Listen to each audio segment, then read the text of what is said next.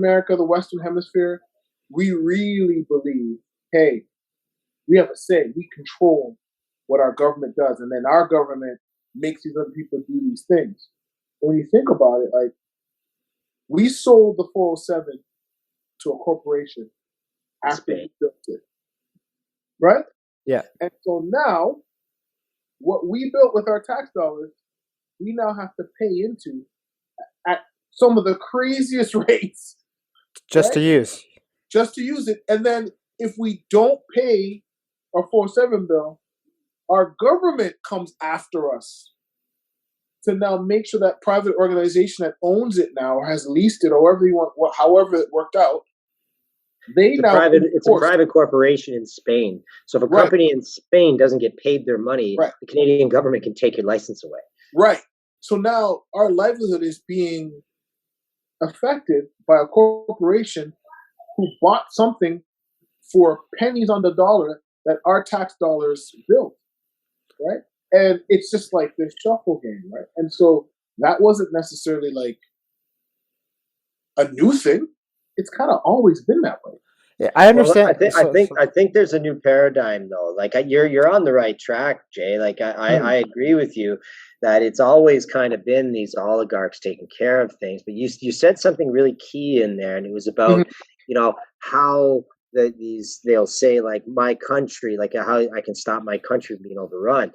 Unfortunately, that doesn't exist anymore with these oligarchs. They have become so powerful, and because the world has become so interconnected, that these oligarchs, the oligarchs that are in charge of everything, like Linda brought up, BlackRock, right? These companies have more money than any company in the history of the world has ever had. The East India Trading Company, as huge as it was during the British Empire, is nothing compared to these organizations. I agree. And now there's no concern anymore for the sovereignty of the individual or the sovereignty of individual nations. These corporations who are funding everything, and you're right, they are funding all three parties. They're funding both the Democrats and the Republicans. Like in the United States, the establishment Republicans like Lindsey Graham and what's his face, buddy, the guy with the I know what you're talking about. Yeah, with the glasses. Right. Yeah. Anyway, I know his name. Mitch McConnell. Mitch McConnell. There you go. Turtle Mitch. So these people, they have no concern with their constituents. They have no concern with the people. The corporations have no concern. It's all about their wealth and control. I mean, World War II was funded on both sides by the same people, right? And, so I think like you're right. Like that's how it's always been. I think it's just we're in an extreme situation at this point where it's almost like a do or die situation for people because, and you said in the West that we've had this feeling that we do control our governments. And you can't convince me that the United States Constitution is the most brilliant document ever written, right? And the entire way that they have their government set up with that constitution, the checks and the balances are absolutely incredible.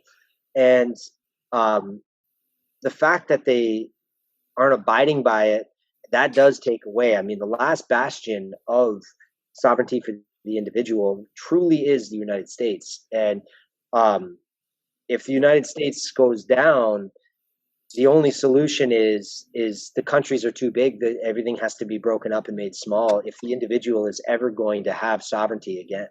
Yeah. And, that's an interesting point. I mean, I see your point.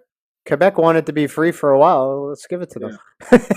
No, well, I don't think. I think you're right about the Declaration of Independence and the American Constitution being some of the greatest documents for the aspirational ideas of the human individual right powers. But I know that they've always fallen short of that. It's an aspirational document because pretty much as soon as they put it into place, they found ways to limit with amendments and limit the individual's rights. And then right, but who was responsible for that, right? It was the oligarchs who were paying Exactly. So it's like, and the men who wrote it would be considered in this day oligarchs, right? Yeah, or racist and misogynist and I fringe mean, well, minorities.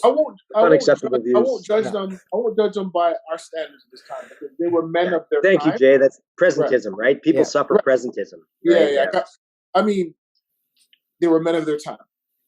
Yeah. They wouldn't get elected. Well, I mean, who knows? They might not get elected today, right? And they were misogynists. They were racist. They were probably terrible people to certain kinds of people. But we'll move that aside. They will be considered to be oligarchs now, right? Because they are men of power, men of wealth, men of influence. That's why they were able to have the leisure to sit down there and create these documents, right?